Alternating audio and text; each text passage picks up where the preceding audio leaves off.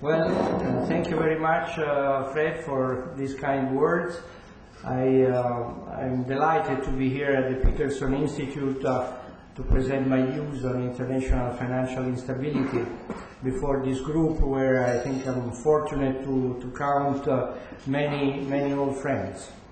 And also I would like to mention that this is my first visit to the Institute since I was invited, as Fred mentioned, to join the advisory committee, and I would like to thank Fred and the Institute in general for this invitation, and I look forward to participating in the activity of the Institute, contributing to the promotion of policy-oriented research in the field of international economics, an area where I think the Institute is absolutely at the very top, for its timely, pragmatic, and very thought-provoking analysis. Now, as I said, I'm going to talk about international financial instability, which is the subject of the book I wrote.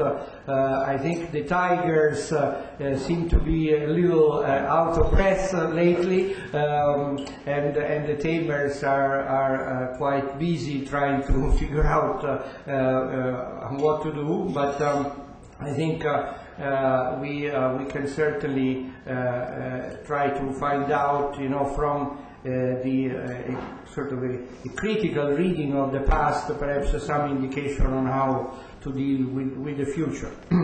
Now, of course, financial instability has been a subject which has fascinated me since I was working as a young economist here at the IMF, and was working there when there was the collapse of the Bretton Woods on August 15, 1971, and we all felt that the world was falling apart at that time.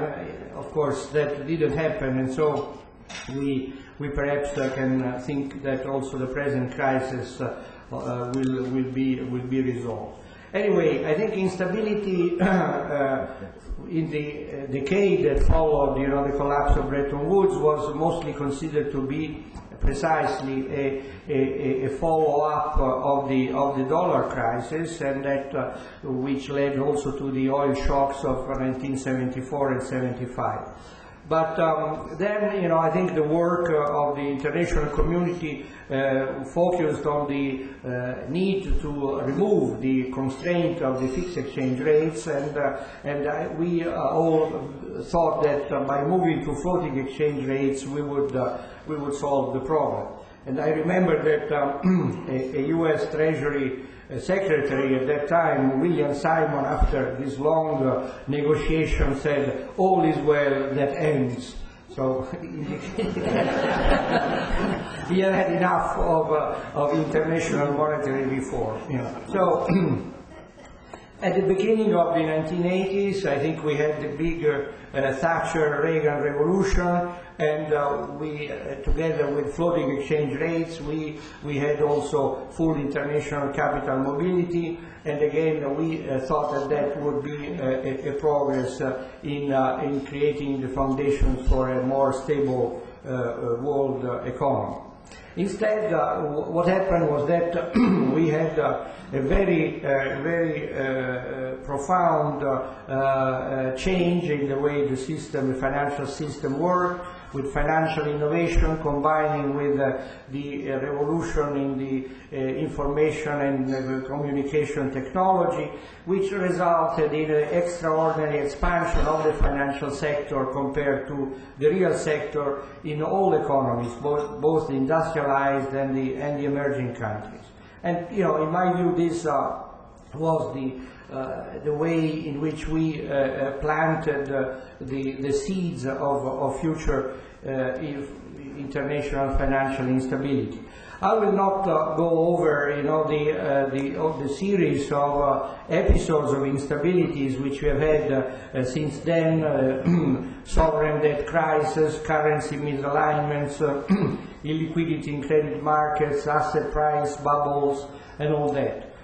This is indeed the subject of my book. But I would like to quote from a paper written by Michael Bordo, Barry Eichengreen and others in 2001 on the crisis problem. And the conclusion of this paper was that, and I quote, since 1973 crisis, the crisis frequency has been double that of the Bretton Woods and the classical gold standard periods, and matched only by the crisis-ridden 1920s and 1930s.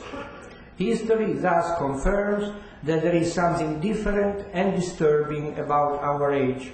So this is what they wrote in 2001, and since the situation has not improved since 2001 in terms of financial instability, I would like perhaps to try to identify what is different and what is disturbing, just to use the words of Bordo and Eichengreen.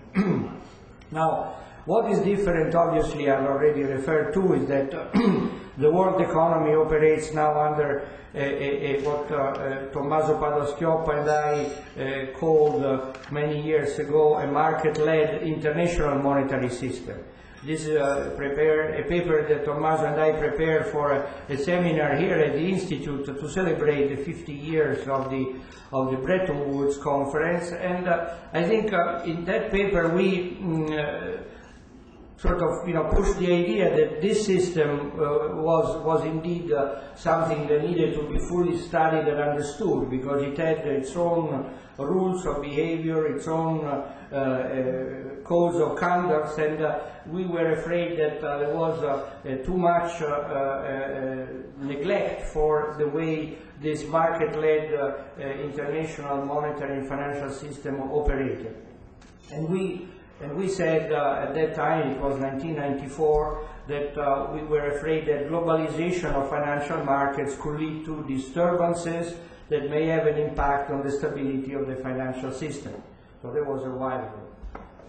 Then what is different also, of course, is that global financial intermediaries operate in a highly competitive environment, but what strikes me is that despite the stern competition, I think most global players essentially adopt uniform credit allocation strategy, risk management models, and also they have similar reaction functions to macroeconomic developments and credit events. And then I will draw the conclusion in a moment. And then finally, of course, financial innovation, mainly through securitization and derivatives, has greatly enhanced the ability of global players to manage market and credit risk. But then, what is disturbing about this development? Well, the first point is that in this new system there is no stability-oriented anchor for the monetary policies pursued by systemically relevant countries. The second element that I regard as disturbing is that the risks that are posed by unsustainable trends in asset prices, be they equity, real estate, bonds, or foreign exchange, are not adequately managed, in this kind of system, particularly because monetary policies of the major central banks are targeted exclusively to consumer price inflation. So the central banks look at the consumer price index, and that doesn't move, and so we tend to ignore what's happening, when we have unsustainable trends in asset prices, in equity and real estate, and other things like that. So I think that is an element that certainly requires some attention. Then I think the other disturbing factor is that the procyclicality of the financial system, which is a standard feature of all financial systems, has been probably enhanced in the era of financial globalization by a number of factors that have led to an accelerated frequency of phases of credit creation, followed by sharp, more credit contraction phases. And among these factors, there are obviously something I already mentioned, the uniformity of financial strategy and risk management models. information asymmetries that generate herd behavior, and an underpricing of risk and overestimation of market liquidity. But also I think there are some elements of procyclicality that are generated by the regulatory system, particularly the Basel II system of capital requirements for banks and financial intermediaries had played probably an element, was also an element of procyclicality. Then I think another disturbing factor has been the perverse incentives and loopholes in the regulatory system, which have made possible for financial innovation to be used to transfer credit risk from the regulated to the unregulated part of the financial system. And finally, I think there has been a widespread conflict of interest between originators of financial products, credit rating agencies and law firms, which has facilitated the dissemination of highly complex, risky and opaque instruments among investors with inadequate risk management culture. So this is what I regard as disturbing in the system, and I think the response of the financial community, of the international community, to this periodic phases of financial instability has been since the 1980s on the whole conducted on a case-by-case basis, with emphasis on the domestic factors of each episode of crisis, rather than looking at the systemic determinants.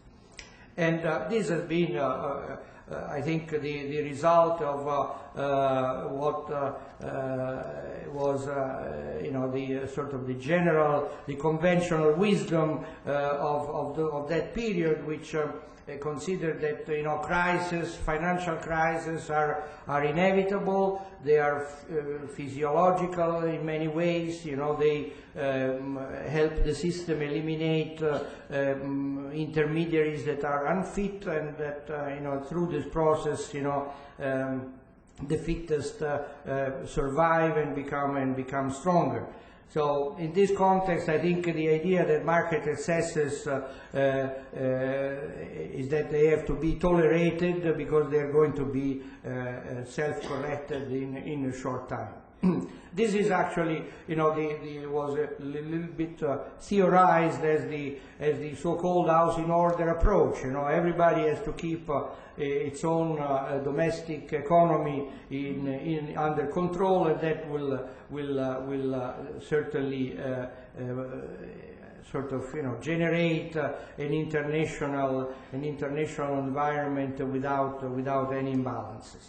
Now, I'm not saying that domestic factors do not play a role in generating imbalances, but it must be understood that these factors are often propagated and amplified by the operation of global financial market. And so I think a balanced approach that would deal with both the domestic, the specific individual cases, and the more systemic factors is probably the most appropriate one. Now, as I said, the response to this kind of situation has been mostly of a domestic, looking at the domestic causes of imbalances, and I think, I don't want to go over the details of this, but perhaps I would like to make the point that at the end of the 90s, after the crisis of the emerging market, I think we had the G7 countries and within the IMF, they launched a reform of the international financial architecture, which I think it was in a way a lost opportunity, because at that time, although we were looking at a very broad set of systemic issues, in the end we managed to focus essentially on the situation on the financial systems of emerging market countries, and the objective was that they should be strengthened. And I think I remember here that Maurice Goldstein, who was here, was the head of a task force on the set up by the Council on Foreign Relations, criticized, this reform as being short-sighted in many ways. And I recall also that a minority of that task force, which included Fred Bergsten, Paul Volcker, and other people, criticized this reform for ignoring the issue of reforming the world exchange rate regime. And I think probably I recognize here the pen of Fred when he said that this was like going to watching Hamlet without the Prince of Denmark.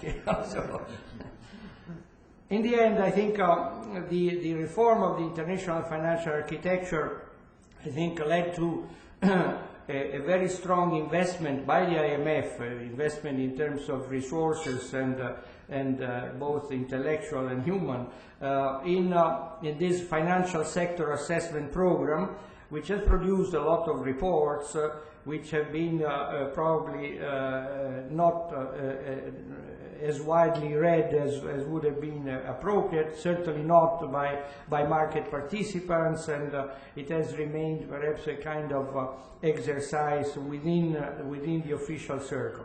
But in any case, there is the considerable omission that two countries that have not been subject to this financial sector assessment program are the United States and China, which is, I think, an important omission. So, I mean, this reform, as I said, missed the opportunity to look at a more systemic perspective of the system. And I would like to quote, if I may, here. I'm sorry that he's not here. Ted Truman, who chaired a major conference here at the IMF, at the Institute on Reforming the IMF, in which he said that all these efforts by the IMF in the field of financial sector supervision had led to a mission creep, that in the sense that had distorted the focus of the IMF from its institutional task of conducting surveillance on macroeconomic and exchange rate policies of member countries, and this was indeed something that Ted regretted very much and concluded that the IMF is in eclipse as the preeminent institution of international financial cooperation, and consequently the world is worse off. So again, one recognizes the style of Ted in these strong words. Now, I tend to agree with that, and I think personally that for the international community to have allowed this eclipse of the fund is probably the most crucial flaw in the strategy that have been followed until in the last two decades. I think this attitude led to the perception by the market and also by the public opinion in general that widening global payment imbalances, exchange rate misalignments, fast-growing monetary and credit aggregates, exceptionally low risk premia were not seen as posing a threat to global financial stability. And this perception was, I must say, reinforced by the decision taken by the IMF shareholders to downsize the institution because its lending to members had shrunk to almost nil in the high tide of international liquidity, as if the IMF had nothing else to do but lending to emerging countries. So I think in this context, I also have to remind that there was a senior member of the American Treasury, who at the same conference that I've referred to accused the IMF of had been asleep at the wheel of its most important responsibility, exchange rate surveillance.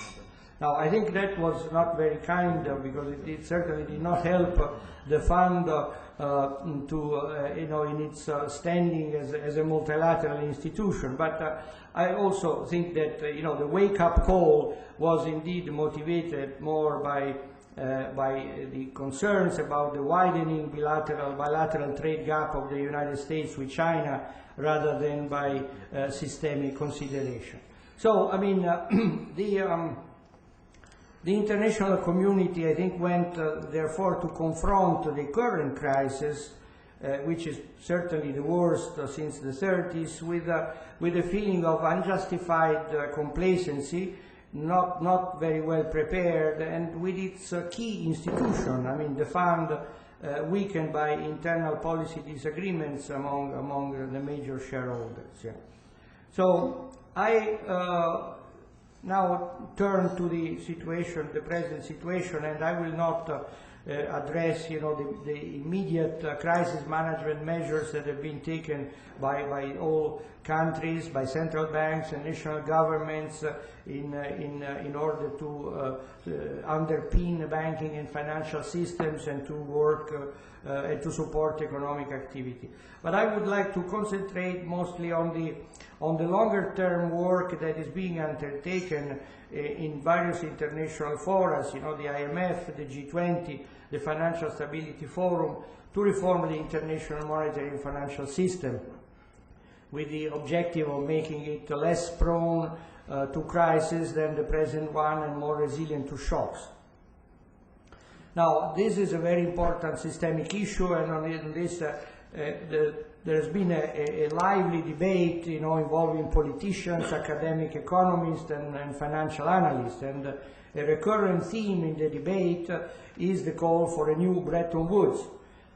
And also the recent meeting of the heads of state and government of the G20 here in Washington last November was seen by many observers as the starting point of a process that could lead to a fundamental reform of the world monetary and financial system. Now, if one wants to establish a new Bretton Woods, perhaps one should also look at what the old Bretton Woods was and see whether one can really adapt it. In my view, the old Bretton Woods rested on three main pillars. One was a stability-oriented anchor for macroeconomic policies, which was based on the fixed exchange rate regime for member currencies in terms of gold and the dollar. The second pillar was an obligation to maintain freedom from restrictions for trade and other current international transactions. And the third pillar was the possibility of introducing restriction on capital movements for the purpose of restoring equilibrium in the balance of payments. Now, obviously these pillars will have to be revised in light of the present circumstances. I will leave aside for the moment the question of the anchor, but as regards the other two, trade and finance, I think the work that has been done in the G20 is somewhat encouraging, although we are still at a very early stage. As regards the freedom of trade, I think the G20 declaration has strong words regarding the importance of rejecting protectionism and a firm commitment to refrain from raising new barriers to investment or to trade in goods and services, and to strive for a successful conclusion of the WTO's Doha Development Agenda with an ambitious and balanced outcome. I think these are non-ritual language, and it sounds rather convincing, although we're all aware that the risk of protectionism is very strong, as Fred Bergson and Mario Monti yesterday in New York recalled us. As regards financial regulation, I think the G20 declaration, I think, broadly outlines an approach that rules out any form of all-time restrictions that would impede or distort the operation of financial markets. And this is good. And I think it should allay the fears of those who think that we are in for a massive re-regulation. But there is a strong commitment, which I fully share, to ensure that all financial markets, products and participants are regulated or subject to oversight as appropriate to their circumstances. Now, I think this emphasis on the fact that all markets, products and participants have to be under some form of regulation or oversight is a very important statement. And I think the G20 the G20 statement further outlines the need to strengthen transparency and accountability, to promote integrity in financial markets, and to reinforce international cooperation in the regulatory field.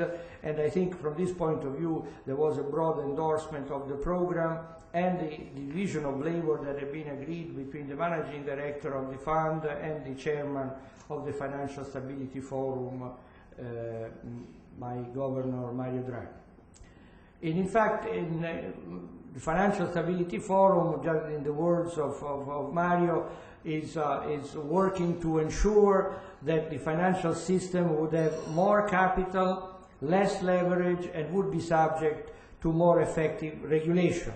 So I think this, in our view, should imply inter alia, reducing the procyclicality of the regulatory framework, a factor I mentioned earlier, and also its reliance on self-regulation by market participants, which I think is a way to lead to a form of regulatory capture, which has been probably a factor in the present crisis. So this these indications from the G20 are, in my view, a welcome change from the attitude that has allowed in the past a growing proportion of financial markets, products and participants to go totally unregulated on the grounds that they had little or no systemic impact. And this, in fact, is the attitude that instead brought us the so-called shadow banking system, made up of unregulated special investment vehicles and conduits, which have been distributing opaque products containing subprimes and risky assets with the active marketing of unregulated rating agencies. So I think these two chapters, you know, the trade and the financial chapter, obviously are still at the very beginning of the actual negotiation, and it is certainly too early to cry victory. But I think the indications that have been provided are in my view positive. So turning finally to the question of the anchor, I must say that this is the area where very little progress has been made so far in official form. The G20 declaration mentioned the need to reform the international financial institution, but mostly to reflect more adequately, and I quote, changing economic weights in the world economy in order to increase their legitimacy and effectiveness. Now, frankly, this is a little too narrow in my view. I mean, I don't think that, you know, but just by reweighting, you know, the position of countries or group of countries, one would create a sort of increase the legitimacy maybe, but the effectiveness is still to be seen. So I think this is an important issue, and in my view, the G20, like other policy statements emanating from the G7 in the past and so forth, still places insufficient emphasis on measures against the perpetuation of policies that have led to unsustainable imbalances at the global level in the recent past. Now, these are difficult problems, but I think we cannot really solve the problems by denying their existence. I think the problem is complex, but I think we should start to look at it. And now let me get one question out of the way. I do not think that the old Bretton Woods can offer a viable arrangement for the 21st century on these specific issues. Fixed exchange rates are gone. And yet one must admit that freely floating exchange rates have not really helped the adjustment of global imbalances.